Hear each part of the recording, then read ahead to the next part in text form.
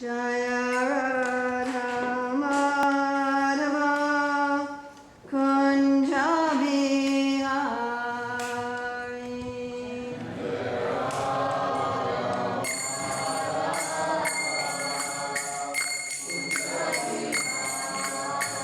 Jaya Radha Madhava Kunja Bihari.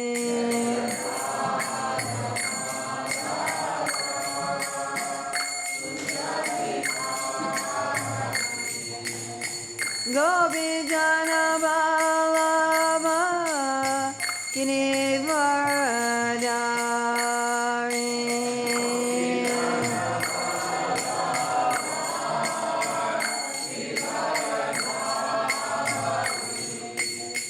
Gopi Jana Vallabha Girivaradari.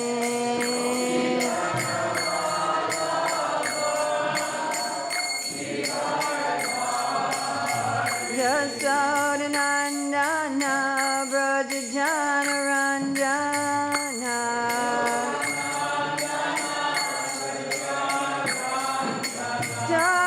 Jasodanandana Brajajana Ranjana.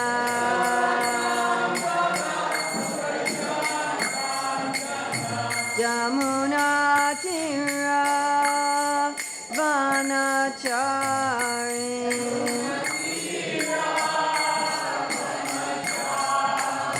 Jamuna Tira Vanachari.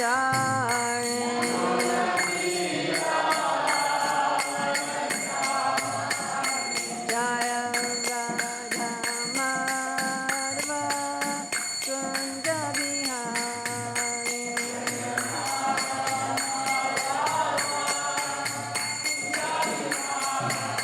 Jaya Radha Madhava Kunja Bihari.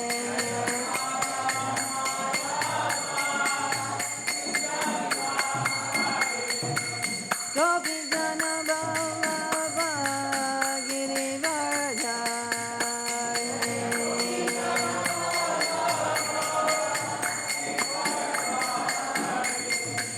Gopi Jana Vallabha Girivaradari.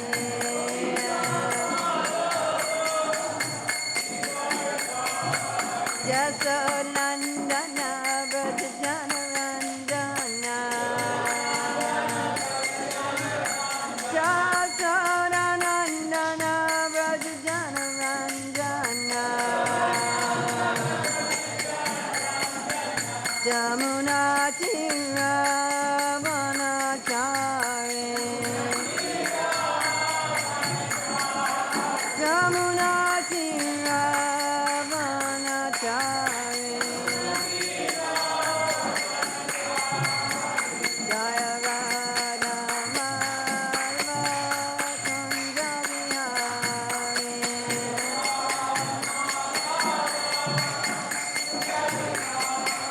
Jaya Radha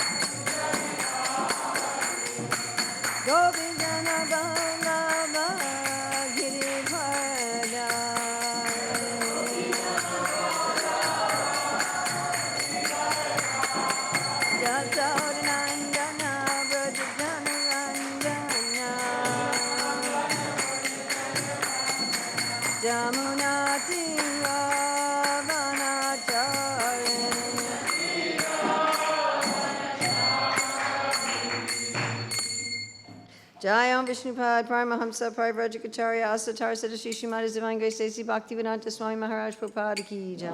ISKCON Founder Acharya Srila Prabhupada Ki Jai. Madhavaji Vaishnavinda Ki Jai. Namacharya Srila Haridas Thakur Ki Jai. Prem Shri Gaur Shri Krishna Chaitanya Prabhu Nityananda Shri Advaita Gadadhar Shri Vasadi Gaur Bhaktarinda Ki Jai. Shri Shri Radha Krishna Gopinath Shai Mukunda Radha Kunda Giri Govardhana Ki Jai. Vrindavan Dhama Ki Jai. Mathura Dhama Ki Jai. Navadvip Mayapur Dhama Ki Jai. Jagannath Puri Dhama Ki Jai. Gangamaya Jamuna Devi Ki Jai. Bhakti Devi Ki Jai. Tulsi Maharani Ki Jai. Samaveta Bhaktarinda Ki Jai. Gaur Premanande. All glories to the assembled devotees. All glories to the assembled devotees. All glories to the assembled devotees. All glories to Sri Guru and Gauranga. All glories to Srila Prabhupada. Nama Om Vishnupadaya.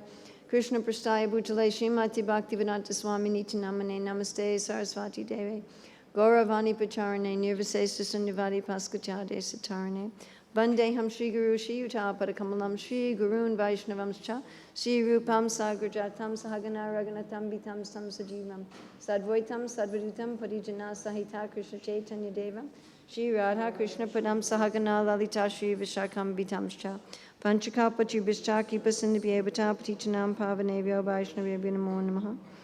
Om Namo Bhagavate Vasudevaya.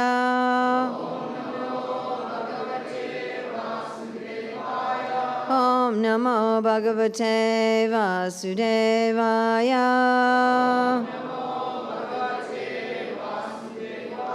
Om Namo Bhagavate Vasudevaya.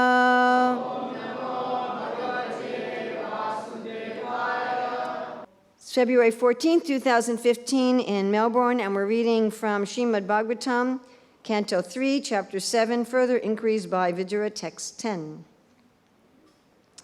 Yadartena vinamusya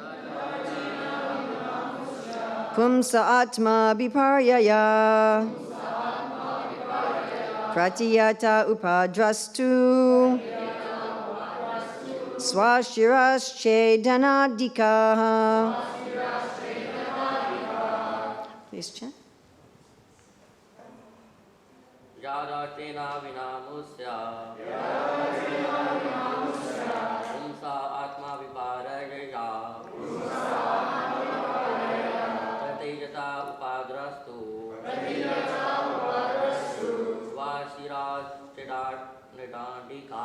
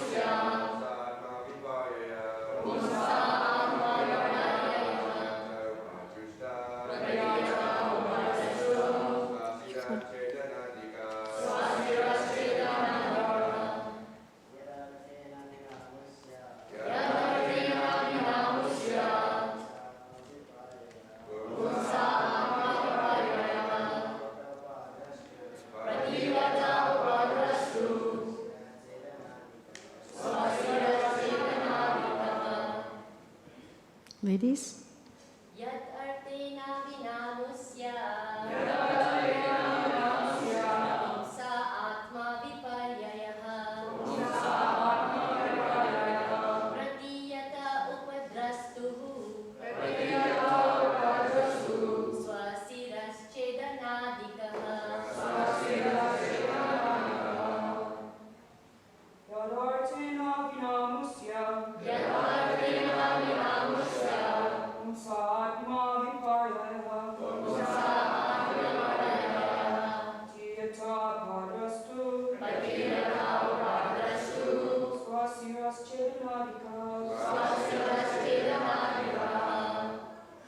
So you remember the question, the very difficult question that Vidura asked a few days ago?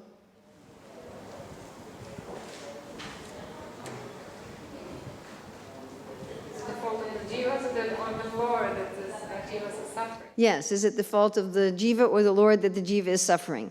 The Lord is transcendental, the jiva is transcendental, why is there suffering? So yesterday, Maitreya answered in regard to?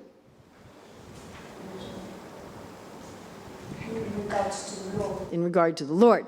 So today he's going to answer in regard to the jiva, and the word pumsa here means the jiva, is indicating the jiva.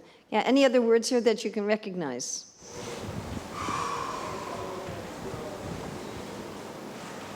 Shira, head. Shira is head, and swa means your own head. So swa shira is your own head. Okay, any other words here? Atma, which means the self. Any others? Ardena means stress. Chetana. Okay, what does chetana mean? Cutting. Good. Artha. Everybody should know what artha means. What does artha mean? No. Distress. No. Purpose. Yes. What do we use? What we commonly use the word artha for? Yes. Yes. What? Dharma, artha, kama, moksha. And what does artha in that sense mean? What does Prabhupada usually translate artha as in dharma, artha, kama, moksha? Economic development. And economic, is that what you said? Economic development. Something good, something valuable. Okay? And then we have vina. What does vina mean? Not the vina you play.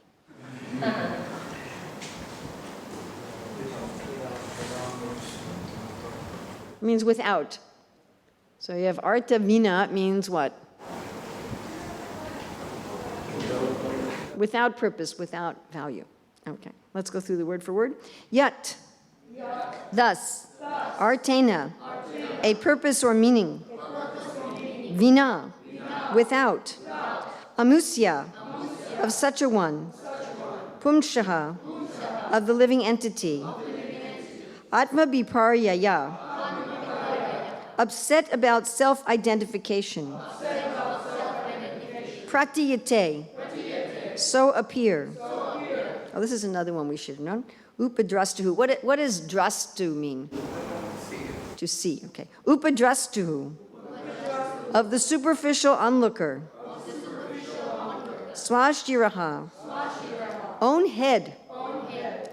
Chedana adikaha. Cutting off. Translation. The living entity is in distress regarding his self-identity. He has no factual background, like a man who dreams that he sees his head cut off. Can you watch your own head getting cut off? No. No. I mean, you could if you are in your subtle body, watching your gross body. But generally, you can't watch your head getting cut off. Purport. I'm pretty sure in the beginning here, Srila Prabhupada's talking about an experience that he had in school. I'm pretty sure. A teacher in school once threatened his pupil that he would cut off the pupil's head and hang it on the wall so that the child would see how his head had been cut off.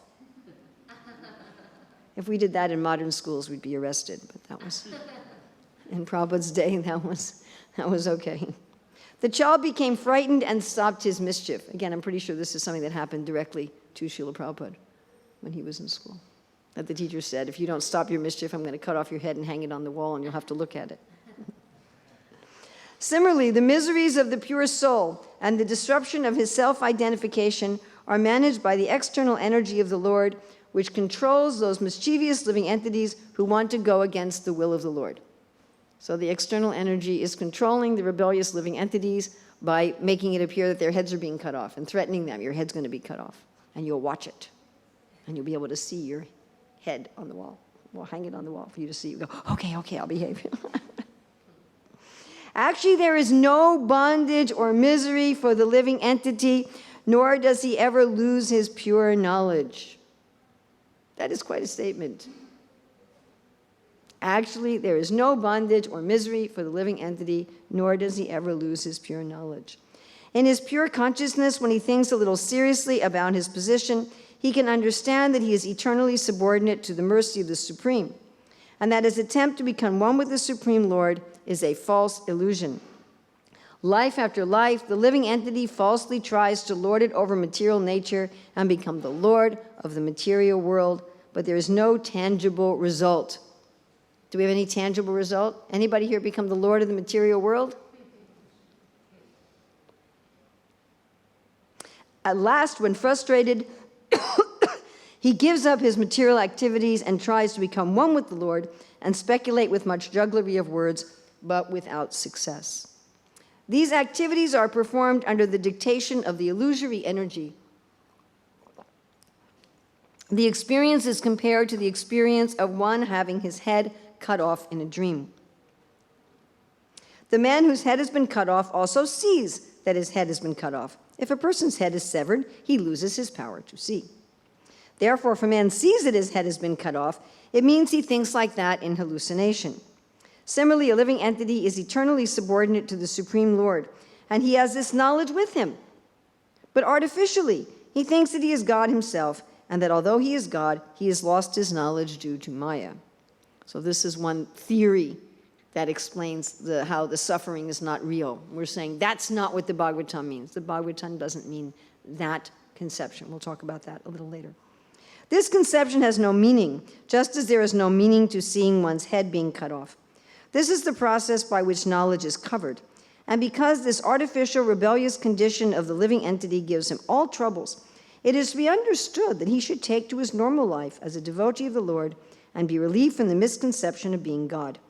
The so-called liberation of thinking oneself God is that last reaction of avidya by which the living entity is entrapped. The conclusion is that a living entity deprived of eternal transcendental service to the Lord becomes illusioned in so many ways. Now, this is the sad reality.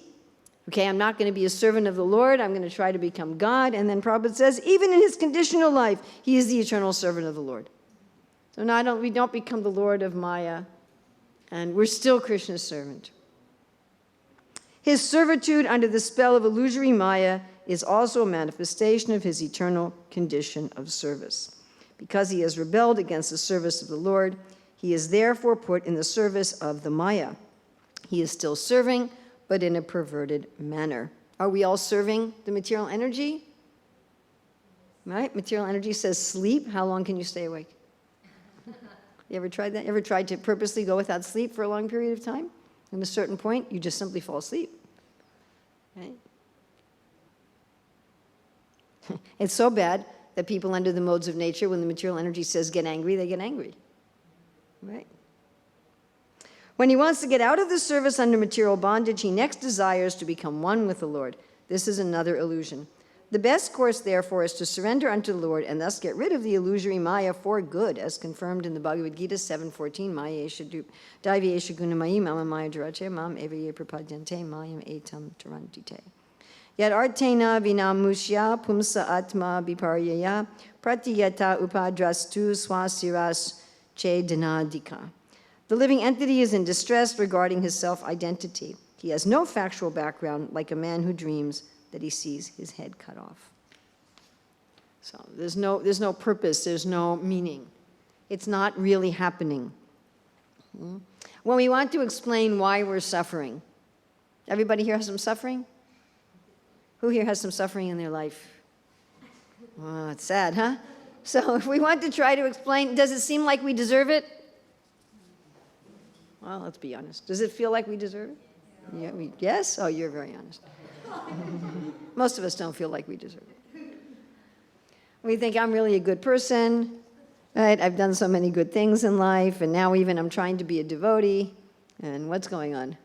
I mean, I remember very clearly, when I was new in the Hare Krishna movement, praying to Krishna, I'm chanting 16 rounds and going to Mangalarti every day and following the 4 principles. Why did I get sick? I'm being good. I'm being good. I had a long series of email correspondence with one person who kept asking this over and over again. I'm good, I'm good, I'm good, I'm good. Why am I suffering? Why am I suffering? Why am I suffering? Krishna's just punishing me unnecessarily. So earlier in the Bhagavatam, there's a discussion between Maharaj Parikshit and Dharma the bull, where Maharaj Parikshit asks Dharma in the form of a bull, why are you suffering? Now, it would seem obvious why he was suffering. There was a person there beating him. Right? I mean, well, you can see why I'm suffering. Somebody's hitting me with a stick and breaking my legs. But Dharma the bull said, no, if you identify the perpetrator, if you say, that person is responsible for my suffering, then you become as guilty as the perpetrator. And Dharma the bull gives different explanations. He says, nobody's really sure why we're suffering. He said there's different theories. So one of his theories is we just don't know. We just can't figure it out. It's inscrutable. We just have no idea. This is the point of view of the agnostics. The agnostics said, well, we just don't know. Maybe there's a God, maybe there's not a God, maybe there's a Big Bang. We just have no idea why we're suffering. So what do you do then if you just have no idea? What's your practical way of dealing with suffering if you don't have any idea why you're suffering? Face the suffering. Huh? Face the suffering. You just tolerate it. Just tolerate it. And a lot of people think like that today. We don't know why we're suffering. We're just suffering, and just try to find the good in life. Focus on the good, don't focus on the bad, and just try to get through it. And but the suffering has no meaning. We have this artha vina here, that there's no meaning. So they say there's no meaning to it. It's just inscrutable. All right, then there's those who say our suffering is coming from the laws of nature which arise by chance. So what group of people are saying this today? Voidists. The voidists, yes, definitely. And who else? Materialists. What particular kind of materialists? Scientists. Atheists, yes. And what is their philosophy that they're propounding in the world today? That there's laws of material nature which have arisen by chance, and somehow these laws cause suffering. God is dead. God is dead, yeah, but come on, this is the main philosophy all over the world.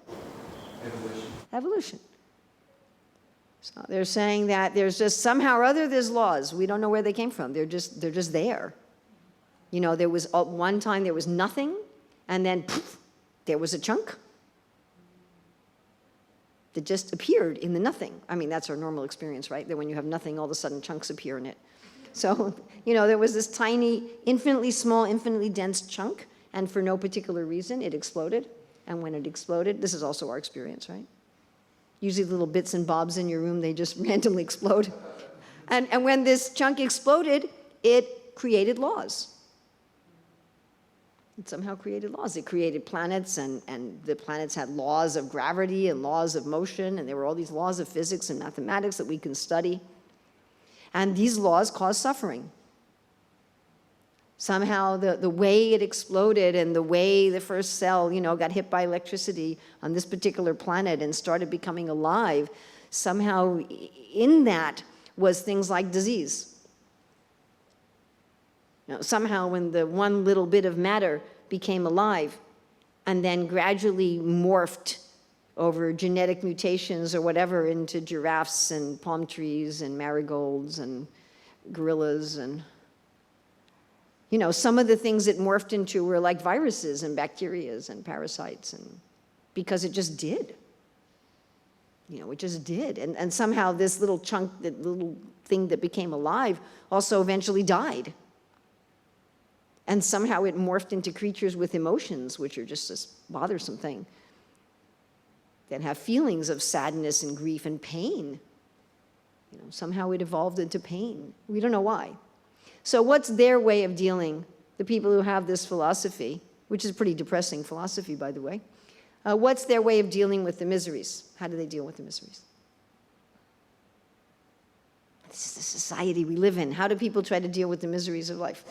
Drugs. Drugs? Okay, that's specific. What's the big category? We'll overcome it. No. This time we will overcome it. We will find a solution.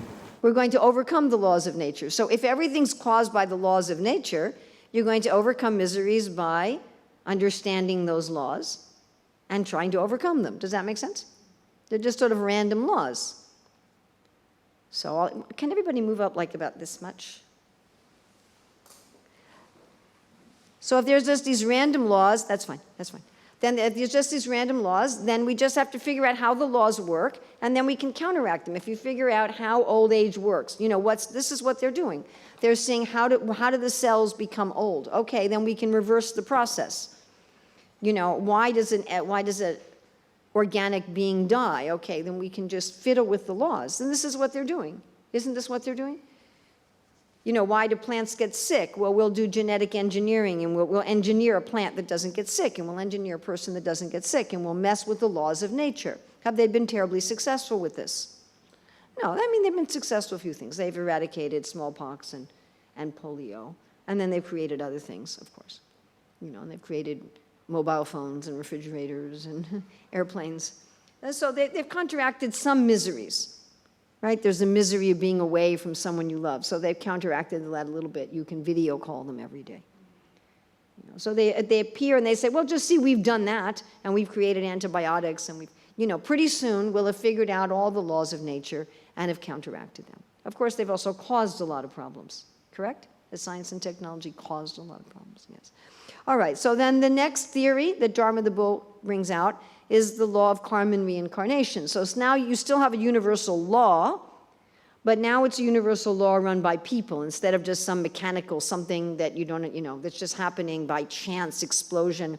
It's a law run by a person, run by God, run by the demigods, that says, for every action, there's an equal and opposite reaction. What you do has a reaction, and if you do bad things, then the reaction is that you suffer. If you do wrong things, the reaction is that you suffer. All right? I think we're very familiar with this one. And how do you try to counteract this one, if this is your understanding of suffering? Do good things. What's the problem with that? Seems pretty straightforward. Just do good things. Don't do bad things. Things have reactions. Even good things have reactions. And even the reactions to good things involve some suffering. So even if you only do good things and you become a great demigod, Abrahma bhuvanaloka punarvartino arjuna mamupecha tukantaya punarjanmana vidyate. Even on the higher planets, there's still some difficulty. Also, is it possible to do only good things? Pretty hard. It's pretty hard. Because with the bad things we do, some of them are unknowing. Have you ever hurt somebody without any knowledge that you hurt them at all? Like absolute zero? So I had this experience one time when I was running the Gurukula. One of our teachers asked for some papers for teaching bhajans. So I photocopied the papers for him, and I put them in a used envelope, and I put that on his desk. And the next day he came to me, he said, I have to leave the school. I have to get out of here immediately. And I said, oh, why? And he said, well, the tax agency is looking for me. I haven't been paying my taxes, and now they're after me. I said, oh, I'm really sorry about that. How did you find out about that? He said, well, there was that envelope on my desk. And it turned out it was an envelope from the tax agency that I had reused to stick the papers in. So I had been the source of his anxiety. This poor guy, he had seen this, he didn't even open it. He just saw this envelope from the tax agency with his name on it, and he felt so much anxiety. So sometimes we give anxiety to others with no idea that we're causing anxiety to others. Absolutely no idea. We say something lightly and something else, somebody misunderstands it. Right? I had another time where at our school I said, I'm really not feeling well. I just saved the lunch for me. I'll eat it later. I'm gonna go to the temple shop and get something. I'll be back later. And we had a couple kids who had just come there from South America, from Brazil, and they didn't speak English very well, and their mother was the cook. And they thought I said, I don't want to eat this prasadam. I don't want to eat this cooking. It makes me sick. I'd rather go buy something from the shop. And they told their father that, and it was a whole thing in the community, and the parents were going around saying that I had offended, I had insulted the mother in front of the children. It took about 3 months to get it sorted. So sometimes we offend people without even knowing that with no intention, no idea, completely unconsciously, right? But unfortunately, there's some reaction. Like we have some reaction if we just step on ants. Right? That's why there's these 5 sacrifices the householders are supposed to do for these sort of unintentional, unknowing. And then we offend people, we hurt people knowingly, but we sort of, with some regret, but we think, well, we don't know what to do about it. You know, we're thinking, I have to get this done, I have to accomplish this. In order to accomplish this, I'm going to have to cause some pain to somebody. I wish I didn't have to, but oh well. What do they call that? Collateral damage, right? It's not our intention. Our intent, we have this goal in mind. Just like if you go to India, people push you. Yes, you've had this experience? They're trying to get somewhere, and to get somewhere, they push you. They're not, they didn't think, you know, I hate that person. That's not what they're thinking. They just want to get someplace, and you happen to be in the way. You know? And they probably know, I hope they know, on some level that it's sort of distressing to be pushed. But you know, they just figure, what can I do? You're in the way. I just have to push you. So we also hurt people like that, and we're also responsible for that because we're not supposed to hurt people in order to accomplish something. And then there's the last way, which we tend to think we don't do very much, but we probably do a lot more than we think. And that is where we intentionally hurt people to hurt people, where our purpose is to hurt the person. You know, this happens a lot in family arguments, where people intentionally, knowingly say something that will hurt the other person for the purpose of hurting the other person. You know, thinking that if I hurt the other person, it'll somehow motivate them to change. It'll motivate them to do what I want, and so forth and so on. And then, of course, this goes to all sorts of criminal activity. So therefore, it's very hard to just be good. It's very, very hard. We have some people who just leave society, and they live on a mountaintop, and they don't, you know, the Mahavir of the Jains. So he wandered naked, and he didn't interact with society at all, with this concept that I'm not going to do any bad thing. No matter what anybody did to him, he didn't respond. But that's pretty hard. And as I say, even if you do only good things, you still get another birth. All right? Then some people say the cause of our suffering is just the will of God. Somehow God is intentionally putting suffering in our life for some good purpose. And we don't understand it. We don't understand his purpose. We don't understand his thinking. But we're just going to trust him that when he gives us suffering in our life, that he has some reason. So it's not a reaction to something bad we've done. It's just he's doing it. So who particularly preaches this philosophy? The Christians.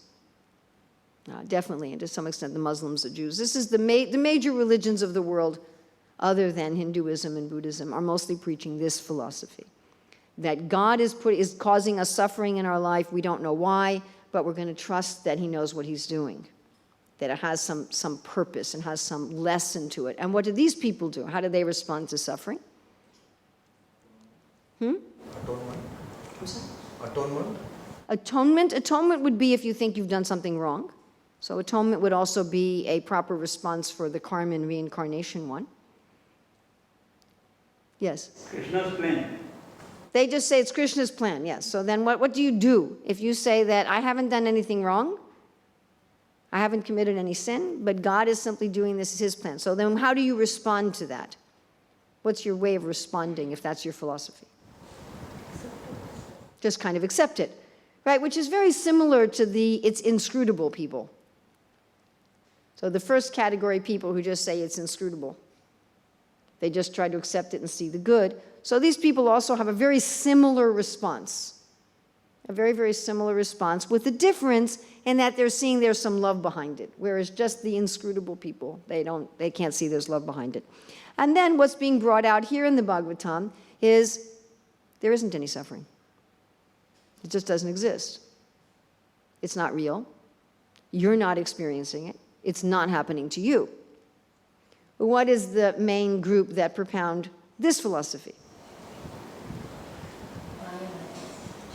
The Mayavadis and what's the big religion in the world that teaches this philosophy? The Buddhists. Now, frankly, all of these are true.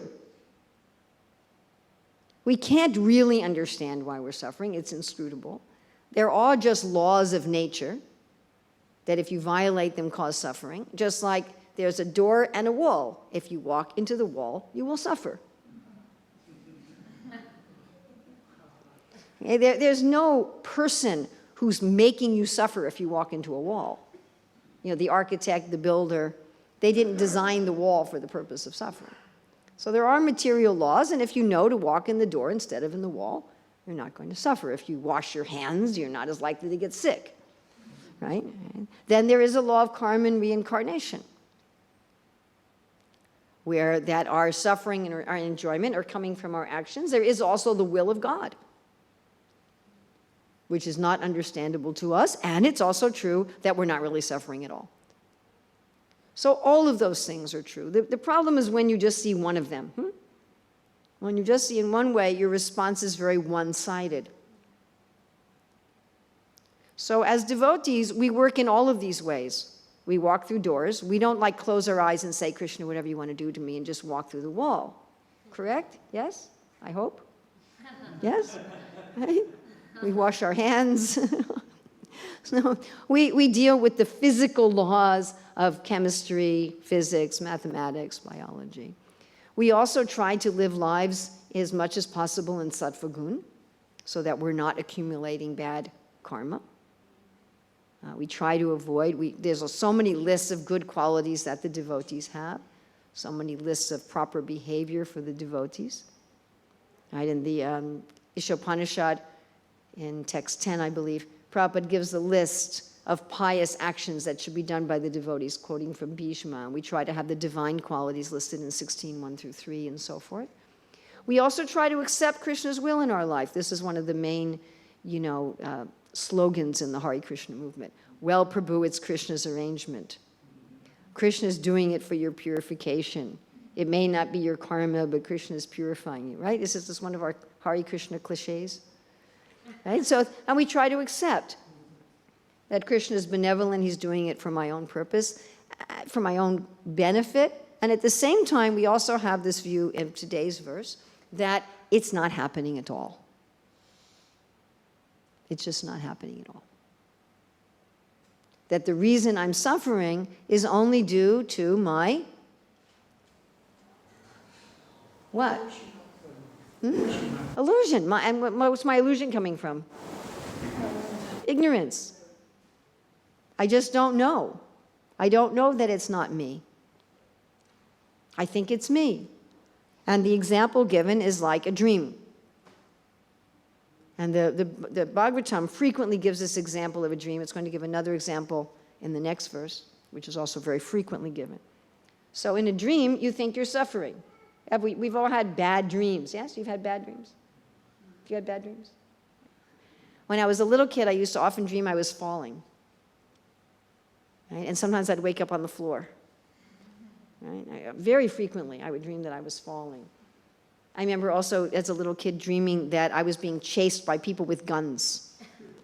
Or sometimes you dream you're being chased by animals. Prabhupada talks about this a lot, that a man in his sleep is calling out, "Save me from the tiger! Save me from the tiger!" And someone in the room is like, "There's no tiger, you're just in your bed." Right? So these are bad dreams. Or we dream that we're in public, improperly dressed, or something like that. That's a very common human, I think it's almost a universal human dream. So we have these dreams that we're in distress, but it's not real. Or, another very common human dream is that you're late for an exam or you haven't studied for an exam. Anyone who's been to school tends to have that kind of a dream.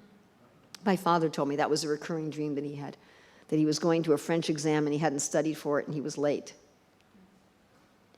And in the dream, you feel great anxiety. I'm late, and I haven't studied, and I'm going to fail the exam. And, you may wake up perspiring, yes? It's only 1 a.m, but I don't want to go back to sleep. So it's a dream. In a dream, you experience it as if it's happening, but it's not. There's no exam. There's no tiger. There's no gun. There's no hill that you fell from, Your best friend didn't die. None of those things happened. You didn't get lost somewhere. You didn't go to work without clothes. None of these things happened. It just wasn't real. It was something. Something was happening. There was some electric impression in the brain, but there was nothing actually happening. And I think in the modern day, we can compare this also to computer games and movies. that people go to movies and they identify with the character. And when the character is in danger, your heartbeat goes up, you perspire. And when the character is happy, you feel happy. That's why people go to movies. They want to experience those emotions.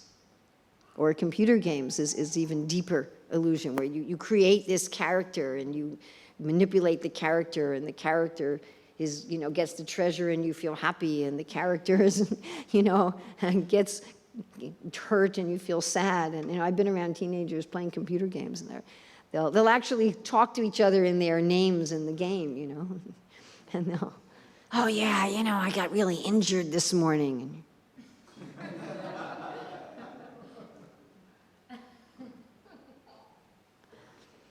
Of course, Krishna's illusion is deeper than that.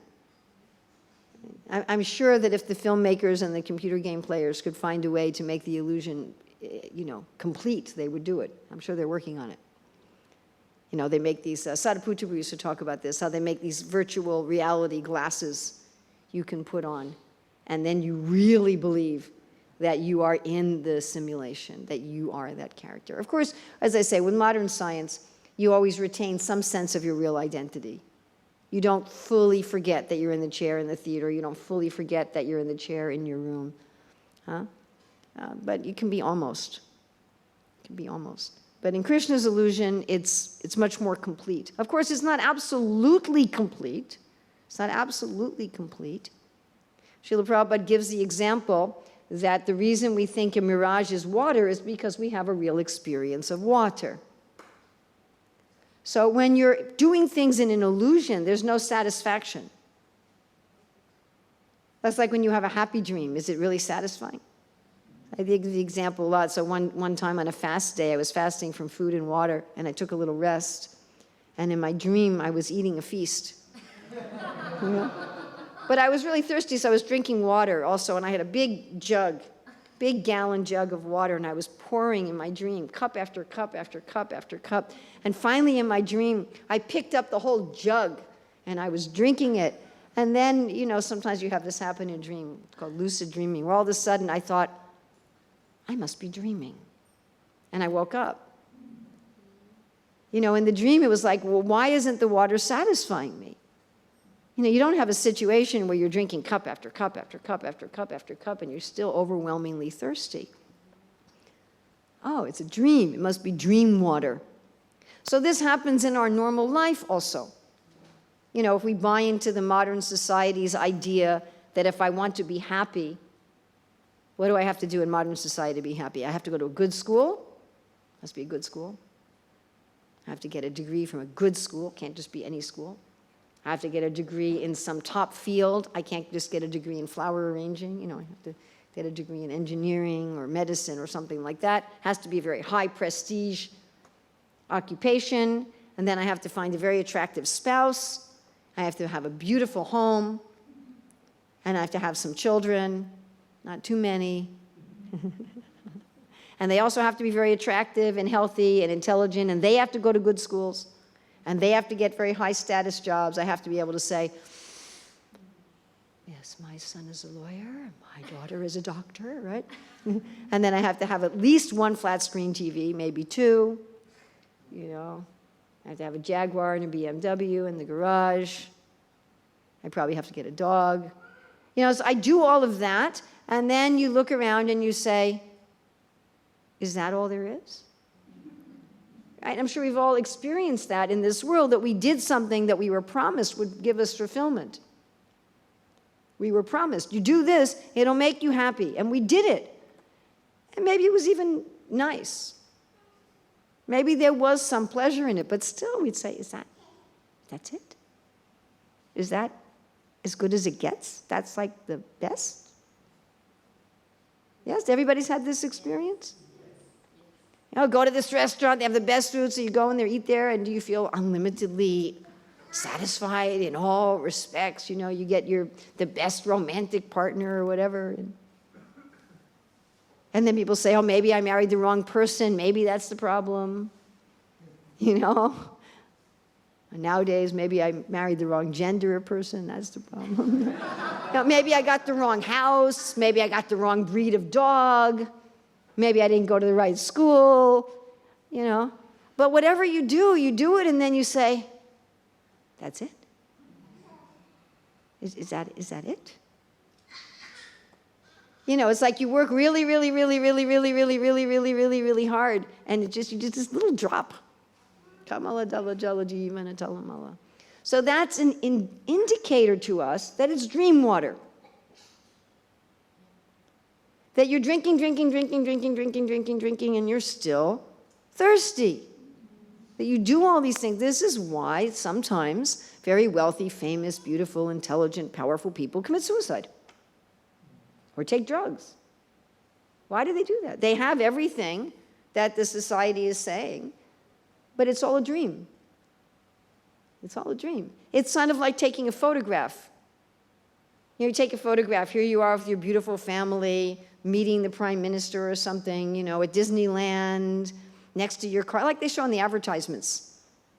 An advertisement for like a car, and you're in front of this mansion with your happy family and your dog in the car. And you look at it and say, see how happy I am? See? But you're not experiencing anything. Or your experience is very, very slight.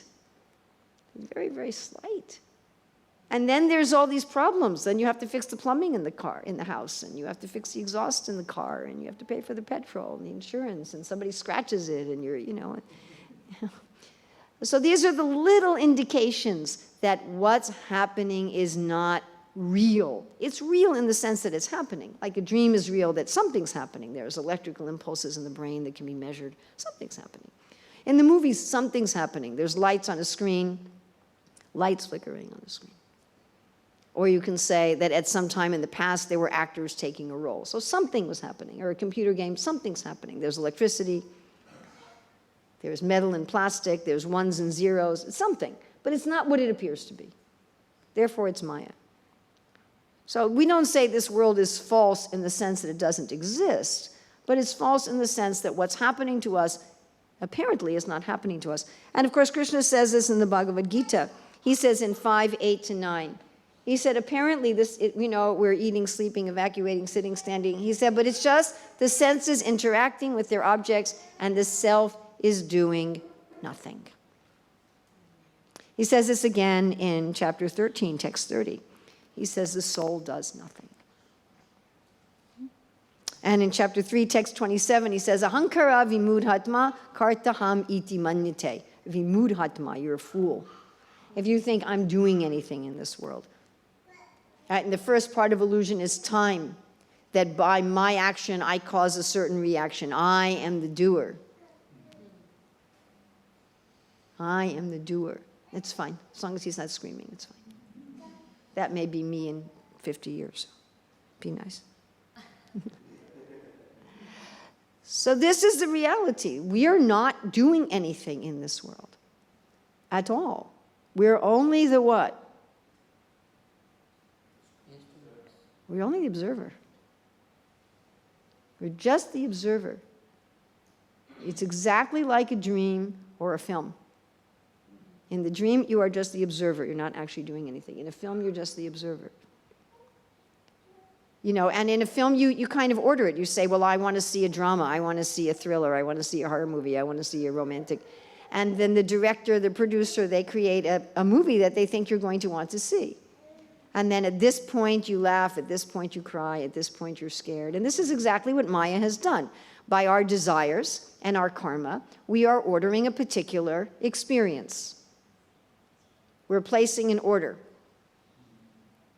So Maya Devi's looking at it and saying, all right, you've done this and this and this and this and this. You have all these desires. Okay, we're going to custom make a little story for you. And at this point in the story, you're going to get angry. At this point in the story, you're going to get sad. At this point in the story, you're going to do this. At this point, you have a choice. You can do all these different things.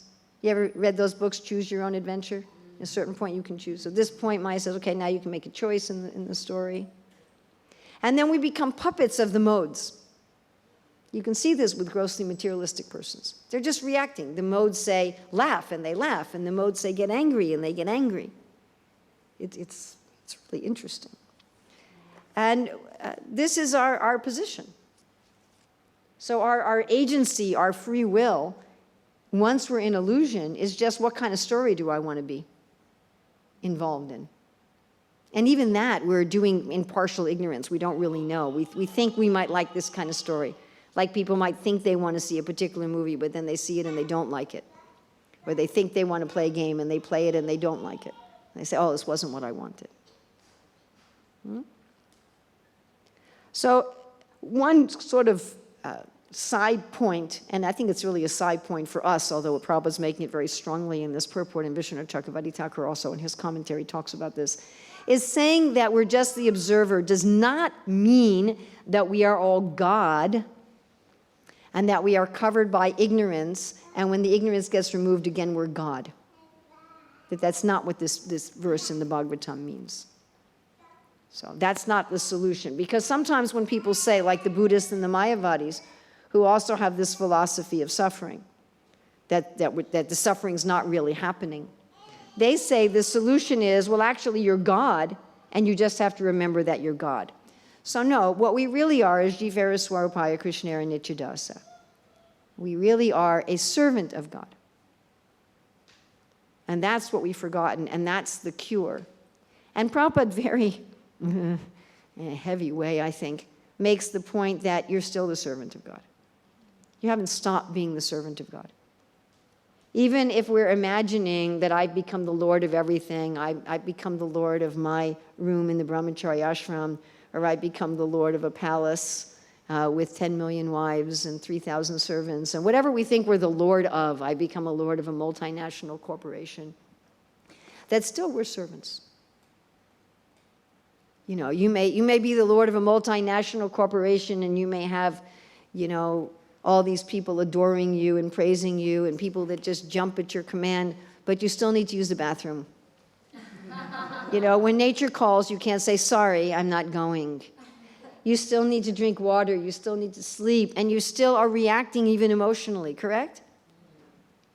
What materially conditioned soul can say, I'm not going to react emotionally when Maya says jump? That's like saying, I'm going to enjoy the movie, but I'm not going to react to the movie. Is that possible? Can you have a detachment in one way and not in another way? So we become the servants. Even if you're so pious, such good karma, that Maya's created a movie for you where you have billions of dollars and gazillion servants, or you live on a higher planet. When it gets to the point in the movie when Maya says, feel like this, you feel like that. It even happens to Indra. Right? Indra tries to flood Vrindavan, and then he's really sorry, and he says, I won't do it again. And then Krishna comes and brings him the earrings and stuff of his mother after he kills Bhaumasura. He says, here, Indra, I've done you a favor. I brought your mother's jewelry back that the demon took. And then Satyabhama's like, you know, I really wanted that flower. Krishna, I'll give you the whole tree. I mean, Indra has lots of parijata trees. He doesn't have only one. And he just, you're taking my tree. And he starts fighting. So this happens even to Indra. It happens even to Brihaspati. That they just become a servant of the external energy. And it's so embarrassing, isn't it, to be a servant of the external energy? I mean, it's so embarrassing. You end up doing all and saying and thinking all these things. We're like, oh, why did I do that? Why did I say that? Why did I think that? Yes? Am I the only one who has this experience? So therefore, we're servants. So why do we want to be a servant in illusion? First of all, illusion is just not a terribly good master. We end up doing things that we don't want to do. This was Arjuna's question to Krishna in the 3rd chapter of the Bhagavad Gita. Why do I do things that I don't even want to do? I feel like I'm being forced. And Krishna says, it's your own lust. Yes, you are being forced, but you're the one who wanted to be forced. Yes, the movie does force you to laugh at a certain point, but that's because you wanted to see the movie and you wanted to experience the emotions of the characters. That was your desire. You wanted to take the drug, and then the drug makes you act crazy. But you wanted to take the drug. You intentionally drank the alcohol. So it's not a very good master. And our service to Krishna in the illusion doesn't bring us happiness, like your service to the government in the prison doesn't bring you happiness. You're still serving the government in the prison, but it's not in a way that's favorable. It's not in a way that brings you any kind of happiness. And because it's all illusion, none of the things we're enjoying have any depth to them. None of them they're not touching us. Like Prabhupada said, the bird in the cage, you're cleaning the cage and you're not feeding the bird. So why can't we just get rid of this illusion by saying, well, it's not real, it's not real, it's not real? Because we want to enjoy the illusory pleasures, that's why. That's the problem. It just doesn't work. You can't say, well, I'm going to experience the suffering as illusion, but I'm going to experience the pleasures as real. First of all, that's not the rules of Maya. And then second of all, it's not even logical. The only way to realize that we're an observer is to not want to enjoy the illusion either. To not want to identify with the illusion at all. And the only way to do that is to identify with the reality. So the Buddhists and the Mayavadis who understand that this stuff isn't really happening, they just say, don't identify with anything, or think that you're God. So the Mayavadis say, think that you're God, which doesn't work. I'm not God. I don't know about any of you, but I mean, you're all very attractive people, but none of you quite look like God. I'm sorry to break this to you. But we're not God, so that doesn't work. And just to say I'm not going to identify with anything, that's not very satisfying. Do I want to become nothing? I mean, maybe at some moments when we're really suffering, just let it all go away, let me be nothing. But that's not what we really want. We don't really want nothing. Okay, you can be in a room with nothing, no furniture, and you get to eat nothing, and you get to drink nothing, and you get to see no... That's called solitary confinement. That's like a really heavy punishment for people. And that's not what we want. So our solution is to identify with the real. Jivara Swapaya Krishnarana Jidasa. I am a servant of Krishna. And I am a servant of Krishna. I am a servant of Krishna, even in illusion. Even the nastiest criminals are servants of Krishna. Even if you want to kill 100 people just for fun, Krishna will give you 100 people that deserve to be killed. So you're doing Krishna's business. I want to kill 100. I want to enjoy killing 100 people. Okay, well, here's 100 people that's what needs to happen. So you can go do my job for me, Krishna's saying. Even the criminals are serving Krishna. Even the atheists are serving. Everyone is serving Krishna. Even people preaching atheistic philosophy. That's what some people want to believe. I want to find some way to forget God. Okay. I want to preach that there's no God. Okay, preach it to that person. So everybody's doing Krishna's will. Everybody's working within Krishna's scheme. You can't. Who has the power to work out of Krishna's will? One very good argument I read against the existence of a devil, it said, well, it's very strange because the devil is punishing people in hell for breaking the laws of God. Therefore, he must be one of God's people. How could he be a devil? If I want to hurt somebody, I can only hurt somebody who's destined to be hurt under the laws of karma. How can I hurt somebody who's not destined to be hurt under the laws of karma? Then God isn't all powerful. So I'm already Krishna's servant.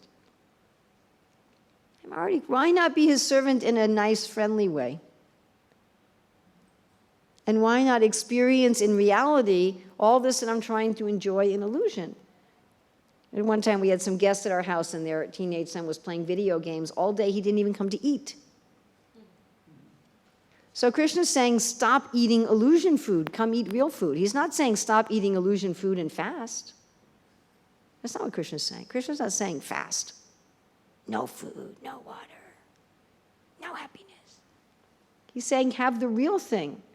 And this kid didn't want to leave. I just need to finish the game. I just need to finish the game. I need to get this other thing. And it's like, it's just a game. It's just ones and zeros. You're not getting any real treasure. Why don't you go, make some real money? We have this Artha Bina. So Sri Chaitanya Mahaprabhu says a wonderful verse at the very end of the Chaitanya Charitamrita. He says, prema dana bina vyarta. So instead of artha bina, it's bina artha. So prema dana, what does dana mean? Wealth. Prema is love. The wealth of love. Prema dana bina vyarta. Without the wealth of love, vyarta. There's no purpose, there's no goal. Yeah, it's useless. Useless. Daridra jivana. Daridra means what? Poor. Jiva means life. Jivana, the life. You have a poor life. This verse is saying your life is useless. It has no meaning. Prema dana bina vyarta daridra jivana. Without love of God, life is just useless. It's completely useless. There's no meaning to it. And just like there's no meaning to just dreaming. If you spent all your life just dreaming, suppose you did. Suppose you had a life where all you did was just dream your whole life. Would that be useful? Would that life have any value? Would there be any value? As long as we're in material consciousness, that's exactly what our life is. It's just a big dream. Except it's a collective dream. Kind of like a computer game where everyone's playing the same game and they're all thinking they're having, but it's just a dream. Does anything done in the dream have any value? There's no value. Artha bina.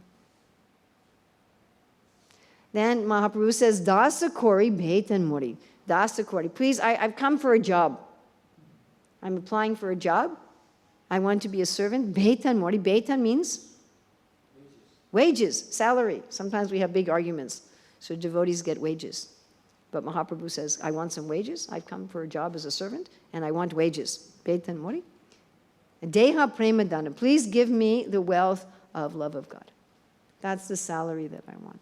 So we should see, if I'm looking for pleasure anyway, I'm working hard for pleasure anyway, why not work for real pleasure? I'm working so hard. Are we working so hard for illusory pleasure? I mean, really hard? Why not do that same effort for real pleasure? I'm serving Krishna anyway. I'm following Krishna's plan anyway. Krishna's plan is what works out in the end anyway. Why not work cooperatively with it? And why not? I want meaning anyway. Everybody wants a meaningful life. Anybody want a useless life? Anybody? When you die, they'll write in the newspaper, so-and-so led a totally useless life.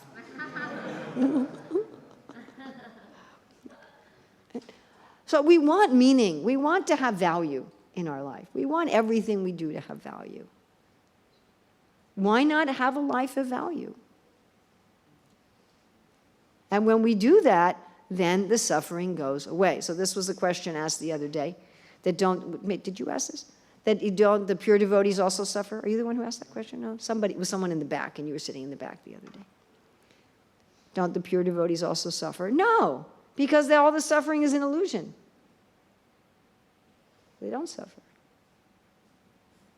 All the suffering in this world is just an illusion, so they're not experiencing it as suffering. They're able to perceive that they're the observer and it's just an illusion, but nor are they trying to enjoy the world. What they're enjoying is being Krishna's servant, and they're enjoying falling in love with Krishna. So although this illusion is very difficult to overcome, Prabhupada ends this purport with just the Sanskrit, not even a translation, Daiviyesha gunamayi mama maya duratya. This illusion is very powerful. It's much more powerful than anything the scientists have come up with so far. It's really, really, really powerful. It's so powerful that it can go on life after life after life after life. But then, mayam eva ye prapadyante, mam eva ye prapadyante, mayam eta tarantite. Tara means to cross over. Taranti, to cross over. You can cross over it very easily. This illusion seems so powerful, like a big ocean. So we're right by the ocean. I'm sure everyone here has seen the Pacific Ocean. It's a big ocean. I mean, it's really a big ocean. Even just, going across the ditch to New Zealand is a big ocean. What to speak of if you were going to go, all the way to South America, or all the way to California, or even up to Fiji or something. It's a big ocean. And the whole material illusion seems like that. You're saying, oh, Urmila, you're just saying it's not real, but it seems so real to me. Oh, it's so hard. It's really hard. It's like this big ocean. But the demigods say there's a boat. And they say something magical happens when you go toward the boat. You don't even have to get in the boat. You just have to walk toward the boat. What's the magical thing that happens when you walk toward the boat? Come closer to you. Well, something changes in dimension. The ocean is reduced The ocean becomes reduced. To how small? to the footprint of a calf. Footprint of a calf. So we don't generally see too many calves running around in Melbourne, so maybe we don't relate to that. But you can say a big dog. You know? So a big dog running on the sand and makes an impression. So how big is the footprint of a big dog? Maybe like this big? And when it rains, the footprint gets filled up with water. Do you have to take any notice to cross it? Do you have to like pick up your clothes? They don't get wet. Do you have to do any effort to cross over the amount of water that's in the footprint made by a large dog? You don't even notice it. So we see this illusion is vast and insurmountable and just,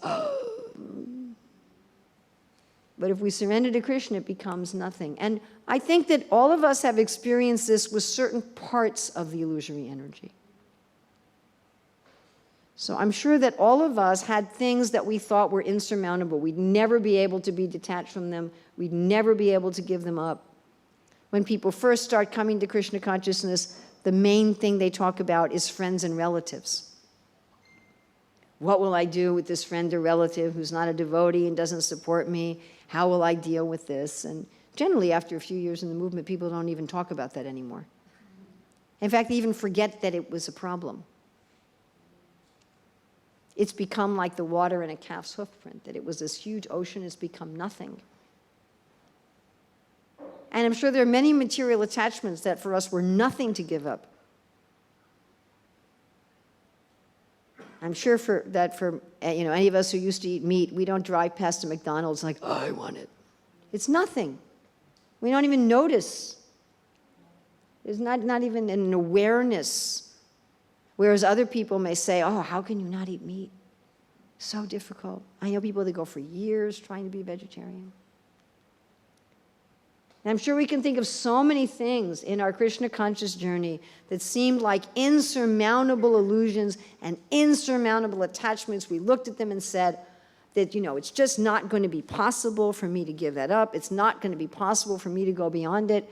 And now we're so far beyond it, we don't even remember that we had it. We don't even remember that it was a problem. We get reminded when someone else comes to us with that problem and they say, I really have a problem with this. And we might think, oh, yeah, I did too. Oh, yeah. And sometimes we may even look at them and say, well, that's not a problem. This happens a lot, huh? You go to somebody with your problem and they say, that's not a problem. So these are little indicators from Krishna that the whole thing can become like that too. Not just little bits. Not just some little bit. But everything can become like that. That it becomes so easy to cross that you don't even know you're crossing it. You're hardly even aware that you're crossing it. And you forget that you even had it. It becomes something, just some dim memory, like a dream.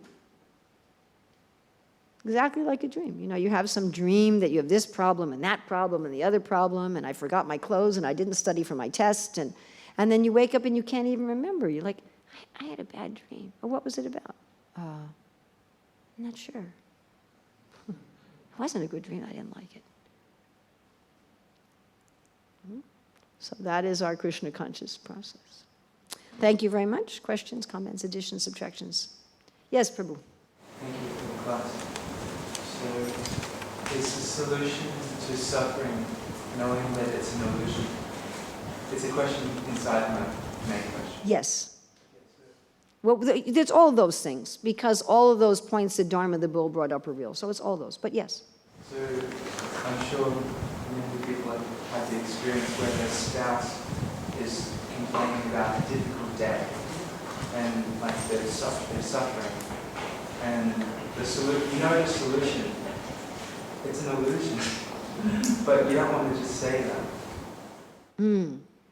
Yes, it's, if you go to somebody who's suffering and say, well, the real problem is your suffering is not even real.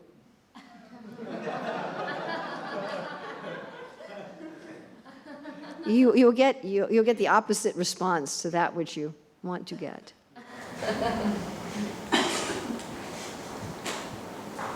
So I practice the austerity of listening. Well, what's really fascinating is that the main way to convince somebody of something is first to kind of agree with them and be with them. It's quite fascinating.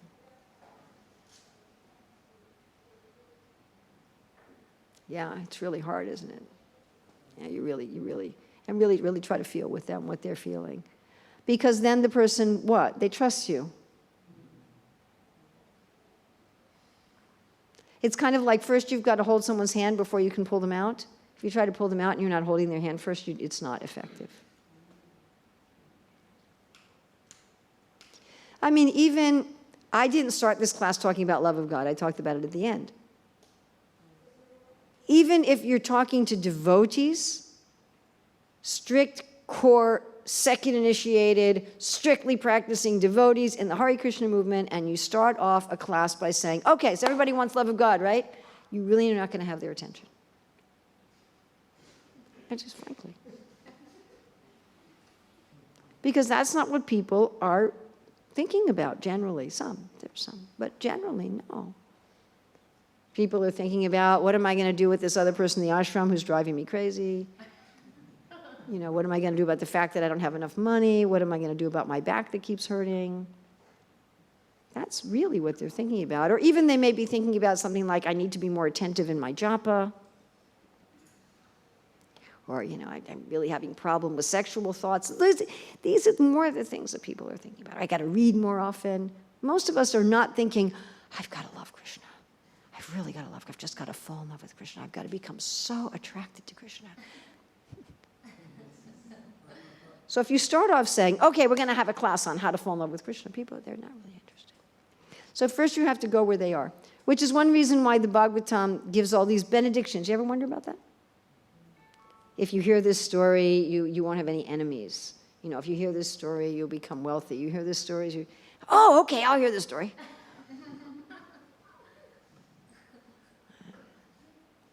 So Prabhupada often will say, we are really suffering in the material world. Yeah. You follow? Often. How often does Prabhupada say, you know, this world is nothing but suffering? He doesn't usually start out by saying, you know, really, none of you are really suffering. It's all just an illusion. Oh, thanks. Somebody else? Yes. Yes, Mataji, we have spent so much time in this world trying to enjoy. When we come to Krishna consciousness or when we're trying to practice devotional service, sometimes that feels like a dream because having spent so much time trying to enjoy. Which feels like a dream? Like our practicing Krishna consciousness, because it's just such a short. It'll switch. It'll switch. My life before Krishna consciousness seems very dreamlike to me. It'll switch.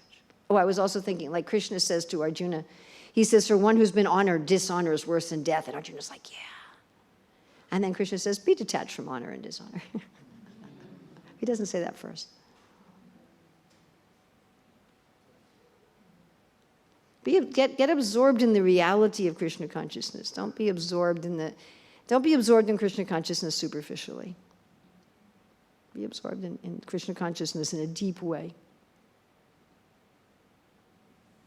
I mean, really try to get attached to Krishna. to Krishna, or depending on your personal taste, to Gauranga Mahaprabhu, or to Jagannath, or to Nrsingadev, or that's as you are personally attracted. Try to become absorbed. Yes? For the wonderful class. My question is,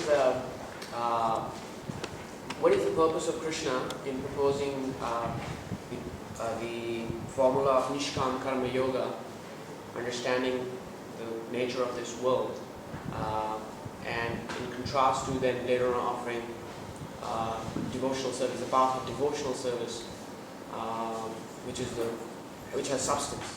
Okay, well, the first thing I'm going to say is, you may not like this, there's nothing in any commentary of Prabhupada the Acharya that talks about Nishkam Karma Yoga. Karma Yoga is Nishkam Karma. So Karma Yoga and Nishkam Karma are the same thing. If you're doing Sakam, then it's Karma Kanda, and if you're doing Nishkam, then it's Karma Yoga. It's Karma Pala Tyaga. You're doing karma for the sake of, with giving up the fruits.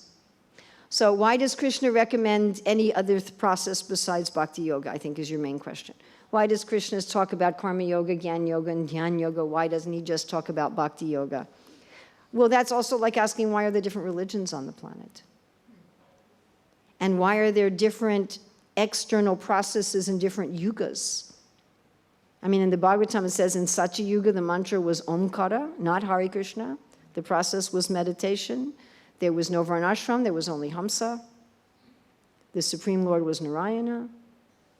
So why are there different processes? Because we're different, we're individuals. Some people are just not going to do direct Bhakti Yoga. It doesn't matter how much you tell them they should do it, they're just not. It's not what they're inclined to do. Karma Yoga will work, Jnana Yoga will work. Jnana Yoga will work. They're bona fide processes. They're given by the Lord. They're in the Shastra. They're not likely to work so well in the Kali Yuga. You know, you're not very likely to be successful with them. But some people, some people. I've met some people who are expert in Jnana Yoga, for example. So there are some, but our advice is in the Kali Yuga, Hari Nama, Hari Nama, Hari Nama, Eva Kevalam, Kalo Anasteva, Nasteva, Nasteva, Gatiranyita. But they're bona fide processes. And if that's what somebody wants, if that's what someone is determined to do, then they can do it. But Krishna advises against it. He says, Klesho dika tarastecham avyakta shaktacham avyakta hi gatir dukam dehavad bhiravapite. But they're there. It's not that they're... It's just like your GPS may offer you more than one route. It may say, you know, this is the shortest route, this is the scenic route. Yes? And different people have different needs and different inclinations at different times. Some people are only going to accept, what to speak of Karma Yoga, some people are only going to accept Karma Kanda. Most of the religions on this planet are just teaching Karma Kanda. They're not even teaching Karma Yoga. Little bit. Most religious systems on the planet today are teaching Rajagun, which is Karma Kanda, with a little bit of Sattva Gun, maybe. But most religions on the planet today are teaching be a good person, be a good citizen, take nice care of your family, pay your taxes, worship God, and enjoy the world by the grace of God. That is straight on Rajagun and Karma Kanda. And you know, be forgiving and kind and loving, and so that God will bestow his mercy on you and you'll become, you know, happy in the world. And some of them preach, be forgiving and kind and loving so you'll feel equal, balanced, and happy within, and you'll get liberated and you'll get salvation. That's Sattva Gun. But some people won't do more than that. Have you ever tried preaching to people really in Sattva Gun and they're just not interested in bhakti? A lot of the people in the yoga movement are like that. We're forgiving. We're equibalanced. We're kind.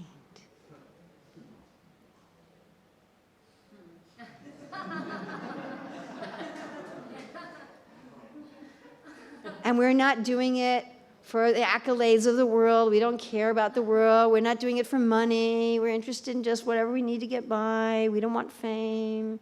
We just love that internal feeling of being peaceful and balanced. They're in sattva-gun. And you go to, have you ever tried preaching to those people? Sometimes it's harder than preaching to people in tamagun. At least you go to somebody in tamagun, you say, your life's really miserable. Oh my God.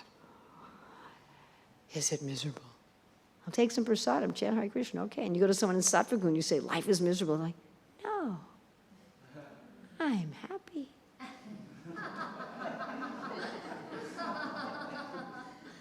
I'm equipoised. That's what they want. What can you do? And then you say, okay. Then you do jnana yoga.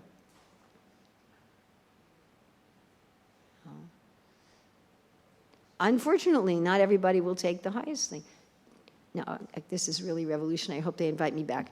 Do you think that every single person in our Hare Krishna movement is engaged in pure bhakti? No. It's an individual thing. Do you think that every single person in our Hare Krishna movement is engaged in pure bhakti? Do you think even all of our initiated devotees are engaged in pure bhakti? We have a lot of karma mishra bhakti and gyan mishra bhakti and dhyan mishra bhakti going on.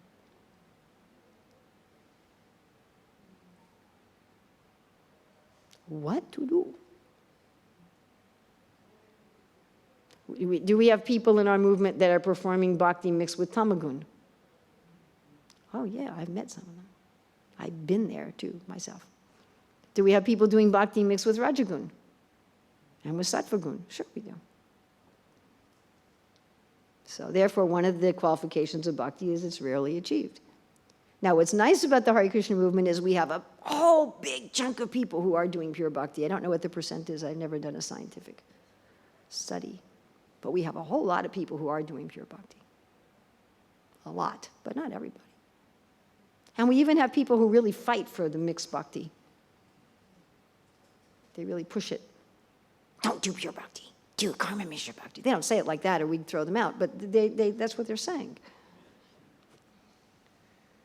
You're not ready for pure bhakti. That's what they say. I've heard them. Not very long ago, in fact. I gave the example that there's one preacher who was saying, the women can't do pure bhakti. First they have to be good wives and mothers. After they've been good wives and mothers, then they can do pure bhakti. That's karma mishra bhakti right there. And the person was preaching it on the Vyasa-san, and there were people going, Jai, Jai, Hare Krishna. Or people who say, and I've heard this too, you can't think of Krishna first. First, before you think of Krishna, you have to be equipoised, and you have to be detached, and you have to be very, very pure, and then you can think of Krishna. Don't you dare think of Krishna while you're chanting Hare Krishna. Are you pure? They preach like that. In fact, it was on one of my visits to Australia years ago that I had to deal with that. I went to a Bhakti Vriksha program, and the devotee said, oh, so-and-so was just here, and he was saying that we better not think of Krishna while we're chanting. I'm like, well, Krishna says, think of me all the time except when you're chanting. Well, yeah, he told us we weren't ready. First, we had to become pure. That's Gyan Mishra Bhakti. How are you going to become pure? Are you going to become pure by being very detached and being very equipoised? Or less dominant, or it's coming more, but less than those two, are Yoga Mishra Bhakti, where people are saying, first you've got to learn how to meditate, first you've got to learn how to clear your mind, first you've got to become detached, and then you can. It looks a lot like Gyan Mishra Bhakti, but it's a little different. But we have people preaching this. Anybody who says you cannot think about Krishna and you cannot meditate on Krishna until you are first pure is preaching some kind of mixed bhakti.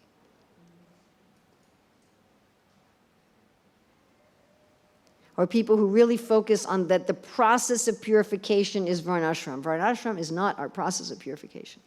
It's something that we use in Krishna's service. It's like this microphone is not our process of purification. We're using it in Krishna's service.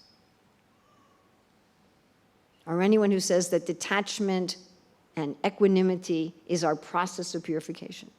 They're preaching Gyan Mishra Bhakti. So if that's true even within our own movement of Mahaprabhu and Srila Prabhupada, who are undoubtedly preaching pure bhakti, then what more within the world in general? Is there a need for that? To the world in general, not everybody's going to take up here. They're just not. So, okay, do this. But put some bhakti in it. You know, somehow. Don't just do karma kanda. At least do karma mishra bhakti. At least do gyan mishra bhakti. At least do yoga mishra bhakti. Get some bhakti in there somehow or other. Because what? Swalpya, that little bhakti. Little. Just call your kid Narayana, you know. Just, Prabhupada said, tell the alcoholic that Krishna's the taste of your wine. He said, and someday he'll become a saintly person. So put Krishna in there somewhere, somehow. You know, get bhakti in there a little tiny bit. And eventually it will be there. So that's the Shastras are like that. Okay, you want to do this? You want to do add bhakti? You want to do this? You want the real thing? Okay, pure bhakti. Is that all right? Thank you. Did you have something you wanted to say? Yeah. Sometimes we're told you have to come to the mode of goodness before you can even practice bhakti yourself. And then depending on how they're telling you, you have to go to the mode of goodness. So if they're telling you the way you get to the mode of goodness is through leading a pious life, then it's karma mishra bhakti. If they say the way you get to the mode of goodness is by detachment and being equipoised and so forth, then it's gyan mishra bhakti. If they say the way you're going to get to the mode of goodness is by, you know, simplifying your life, living out in the country, doing meditation, then it's jnana mishra bhakti. So Narada Muni did not say to Magrari the hunter, first you have to come to the mode of goodness and then I'm going to give you bhakti. Haridas Thakur did not say to the prostitute, first you have to come to the mode of goodness and then I'll give you bhakti. They gave them bhakti immediately. Yes, we will go through the mode of goodness. We will get liberated first. But that will happen from bhakti. Yes, it is true. We will only be able to realize Krishna purely and actually see Krishna face to face when we are first liberated. But it's thinking of Krishna in our non-liberated state that gets us liberated. It's bhakti that will bring us to liberation. Now, the other things will also bring you to liberation. They also work, but they're harder and slower and they're more troublesome. They will work. It's not that they won't work. In this age, maybe they won't work, but at least theoretically they'll work. But it's a harder... Prabhupada says nobody wants the easy thing. They don't want to touch their nose like this, Prabhupada says. He said they want to touch their nose like this. And if you tell them, just chant Hare Krishna and think of Krishna, you'll become liberated, you'll become perfect. Oh, that's too easy. He said, but if you tell them stand on your head and pull your ears and dangle your feet upside down and, you know, oh, that must be real. Srila Prabhupada ki jai.